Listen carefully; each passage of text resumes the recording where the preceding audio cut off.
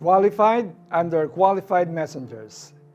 Tahimik lang si Rina, hindi siya yung tipong palaban o confident magsalita sa harap ng mga tao. Kaya noon pinakausapan siyang mag-lead ng devotion para sa school event. Agad siyang umatras. Hindi ko po kaya, sabi niya. Marami pong ibang mas magaling. Pero ang sagot ng teacher niya ay tumatak sa puso niya.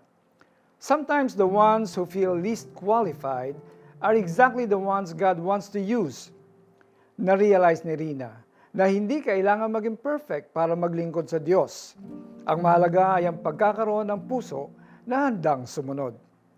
Ganito rin si Gideon sa Book of Judges 6. Tinawag siya ni God para iligtas ang Israel, pero ang unang sagot niya ay, "Ako po ang pinakamahina sa pamilya namin." Sa mata ng mundo, yes, mahina siya, pero sa mata ng Diyos, sapat siya.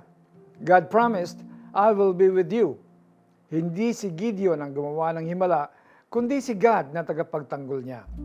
Madalas piliin ni Lord ang mahihina, yung hindi pinapansin o feeling not enough, para ipakita na siya ang tunay na malakas.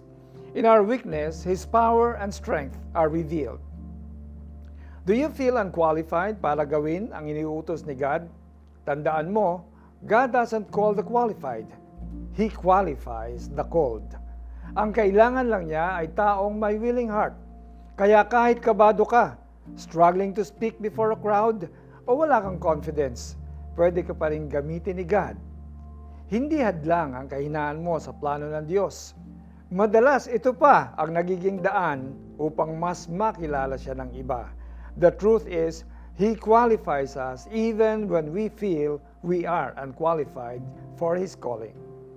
Tayo po ay manalangin. Panginoon, salamat na ginagamit ninyo ako kahit na may kahinaan ako.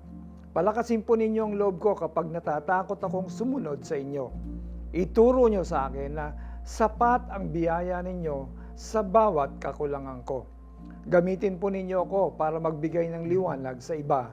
Amen. Do you feel you are not strong enough to fulfill God's calling for your life? Surrender to God and just simply say yes to Him. Show up and witness how God will equip you with everything you need to obey Him. Subalit pinili ng Diyos ang mga naturingang hangal sa sanlibutan upang hiyain ang marurunong, at pinili niya ang mga naturingang mahihina upang hiyain ang malalakas. Unang mga taga-Korinto 1:27. Ako po si Alex Tinsay ang nagsasabing, kahit mahina ka, palalakasin ka ng Diyos. God bless you more. Have a wonderful day.